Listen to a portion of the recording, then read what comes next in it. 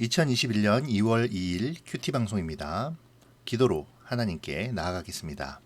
하나님, 오늘도 말씀 앞에 섭니다. 주님께서 동행하여 주시고 말씀 안에 역사하시는 주님의 음성을 듣게 하여 주시옵소서. 나의 심령이 주의 말씀 앞에 겸손하게 하시고 오늘도 말씀 안에 살아가게 하시옵소서. 예수님의 이름으로 기도합니다. 아멘. 오늘 우리가 묵상할 하나님의 말씀은 디모데전서 4장 1절부터 10절까지의 말씀입니다. 그러나 성령이 밝히 말씀하시기를 후일에 어떤 사람들이 믿음에서 떠나 미혹하는 영과 귀신의 가르침을 따르리라 하셨으니 자기 양심이 화인을 맞아서 외식함으로 거짓 말하는 자들이라. 혼인을 금하고 어떤 음식물은 먹지 말라고 할 터이나 음식물은 하나님이 지으신 바니 믿는 자들과 진리를 아는 자들이 감사함으로 받을 것이니라.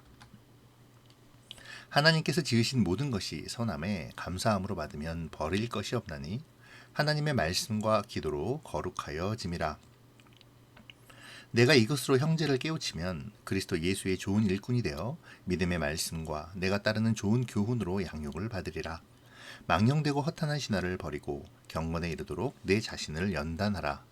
육체의 연단은 약간의 유익이 있으나 경건은 범사에 유익하니 금생과 내생에 약속이 있느니라. 미쁘다 이 말이여 모든 사람들이 받을만 하도다. 이를 위하여 우리가 수고하고 힘쓰는 것은 우리 소망을 살아계신 하나님께 두미니 곧 모든 사람 특히 믿는 자들의 구주시라. 아멘. 지난 3장에서 바울은 감독과 집사의 자격을 이야기했는데요. 이것은 교회의 정체성에 관한 이야기이기도 했습니다. 하나님의 백성들, 특히 교회 공동체를 섬기는 자들의 마음가짐과 또 그 삶이 어떠해야 하는가와 그들이 신뢰해야 할 믿음, 곧 그리스도의 사역을 통한 경건의 비밀을 이야기한 바울은 이제 그들을 미혹하며 잘못된 길로 인도하는 거짓 가르침에 대하여 경고하며 경건에 대한 이야기를 계속 이어갑니다. 이 거짓 교훈은 믿음에서 떠나 미혹하는 영과 귀신의 가르침을 따르는 것이며 또 외식하며 거짓으로 사람들을 미혹하는 것이었습니다. 바울은 이 일이 후일에 일어날 것이라고 말하는데요.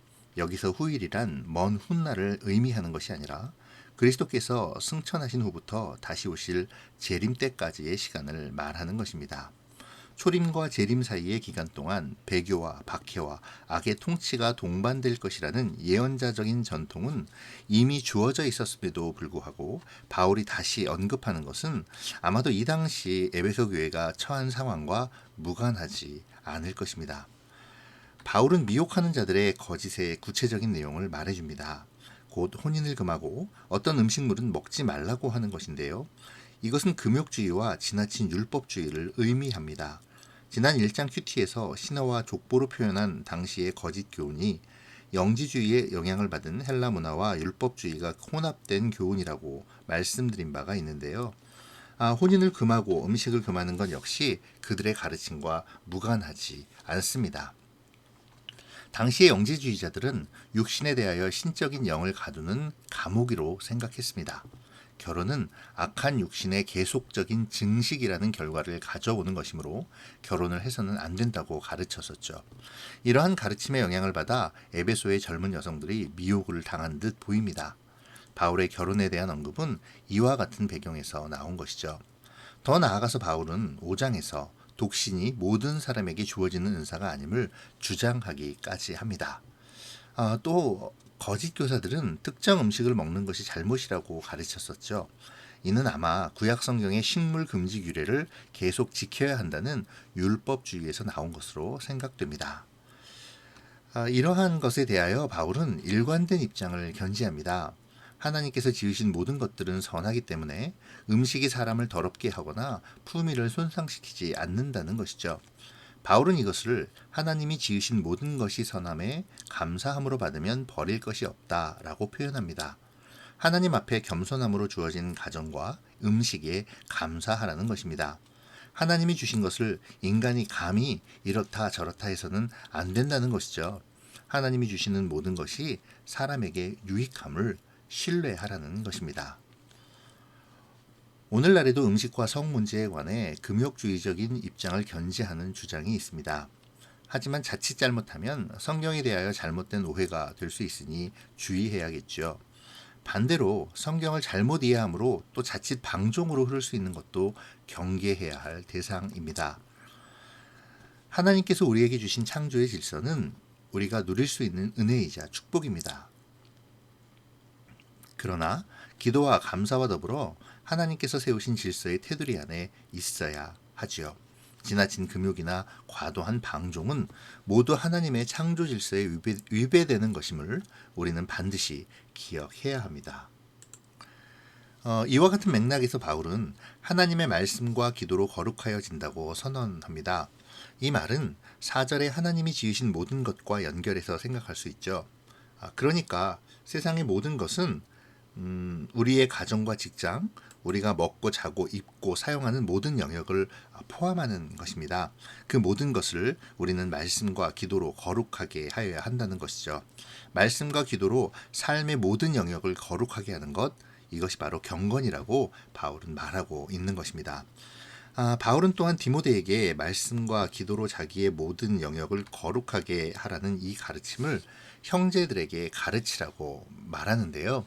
일상의 범위에 속하지 않은 어떤 경건한 지점을 설정하고 그 안에서의 행위와 바깥에서의 행위가 다른 것은 경건이 아니고 신앙도 아님을 에베소 교회의 교인들에게 분명히 알려주라는 것입니다. 바울은 마지막으로 디모데에게 경건에 이르는 훈련을 하도록 권면하죠. 경건의 훈련을 위해 망령되고 허탄한 신화를 버려야 한다고 선언합니다. 망령되고 허탄한 신화란 1장에서 말한 그 신화와 족보를 말하는 것인데요. 이것들은 설명드린 바와 같이 영지주의의 산물로서 당시의 사람들에게 가장 큰 영향을 미치던 세속주의이기도 했습니다. 바울은 어리석은 거짓 주장과 세상의 미혹함의 마음을 빼앗기지 말고 마치 운동선수가 경주에 임하듯이 자신을 훈련시킬 것을 권고합니다. 경건은 자신을 말씀과 기도로 훈련시키는 것이라는 것이죠. 여기서 바울은 육체의 연단과 경건의 연단을 대비시키는데요. 그 이유는 경건 훈련이 마치 운동으로 자기 몸을 단련하는 것과 비슷한 면이 있기 때문입니다. 그러나 분명한 것은 육체의 연단은 현재적으로 제한된 유익을 가질 뿐이지만 경건의 연습은 무한하고 영원한 유익을 갖고 있다는 것이죠. 그 무한한 유익은 우리의 소망 되시는 하나님께서 주시는 구원인 것이고요. 이제 오늘 말씀을 묵상해 보죠. 먼저 삶의 모든 영역을 말씀과 기도로 거룩하게 하는 것에 대하여 한번 생각해 봅시다. 오늘 바울은 거짓 교훈을 빗대어 경건을 가르치고 있는데요. 1장에서 거짓 교훈을 가리켜 신화와 족보로 표현했던 바울은 오늘 본문에서는 미혹하는 영과 귀신의 가르침이라 표현하며 결혼을 금하고 음식들을 먹지 못하게 하는 것을 꼭 집어서 이야기합니다. 이것은 신비적인 체험이나 금욕적인 삶을 추구하며 그것만이 신앙의 징표라고 주장했던 사람들의 주장을 의미하는데요. 그러한 극단적인 신비주의나 금욕적인 삶을 경건이라 생각해서는 안 된다라는 이야기이죠. 혹시 나는 어떤 신비로운 영적 체험을 신앙의 깊음과 믿음의 연륜, 경건한 사람의 특징으로 착각하며 그런 것만을 사모하고 동경하고 있지는 않습니까?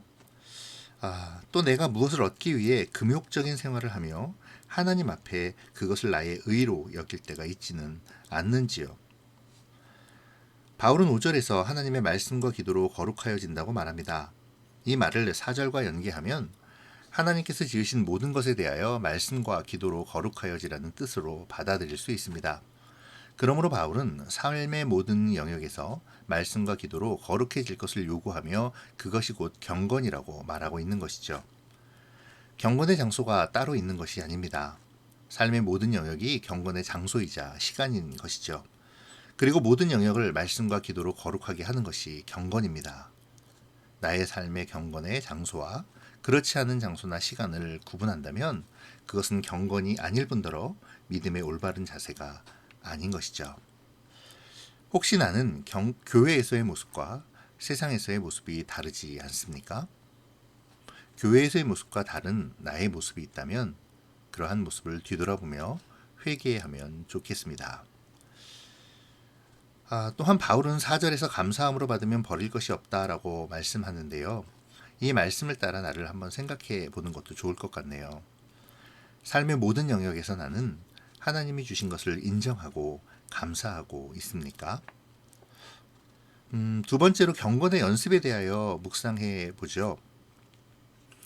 요즘 배우 조승우가 하는 광고 중에 산을 올라가기 원하는 사람이 있지만 올라가지 않으면 그 산을 올라갈 수 없다. 뭐 이런 멘트가 나오는 광고가 있습니다. 그렇습니다. 산에 올라가기 싫어하며 산 정상에 서기를 원하는 것은 아마도 이율배반적인 생각이겠죠. 이것을 경건에 대비시키면 이런 것일 것입니다. 내가 말씀과 기도는 하고 싶지 않지만 하나님의 은혜는 받고 싶은 뭐 그런 것 말입니다. 그래서 우리는 소위 은사체험이나 어떤 특별한 경험을 통해 우리의 신앙이 한 단계 업그레이드 되기를 원하는지도 모르겠습니다.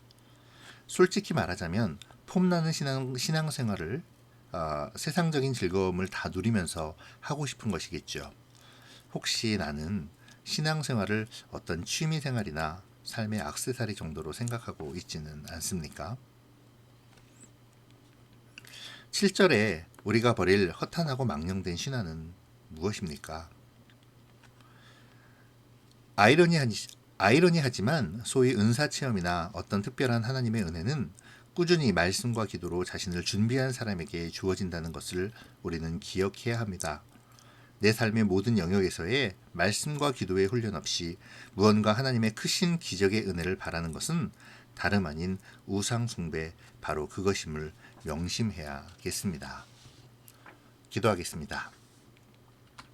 하나님, 이 시간 주님의 말씀을 묵상합니다. 거짓 교훈에 미혹된 거짓말을 경계하는 바울의 권면을 들으며 나의 신앙을 점검해 봅니다. 왜 허탄한 거짓 교훈에 우리는 미혹될까요? 우리의 세속적인 욕심과 죄성 때문임을 고백합니다. 오늘 말씀을 통해 경건의 훈련으로 이러한 속된 것을 이길 수 있음을 또한 깨닫습니다. 말씀과 기도로 삶의 모든 영역을 거룩하게 하는 것, 이 연단을 치열하게 살아내는 오늘이 되게 하여 주시옵소서. 육체의 연단을 통해 건강을 도모하듯 끊임없는 경건의 연습을 통해 나의 영과 육이 늘 강건하게 하여 주시옵소서. 감사를 드리며 예수님의 이름으로 기도합니다. 아멘.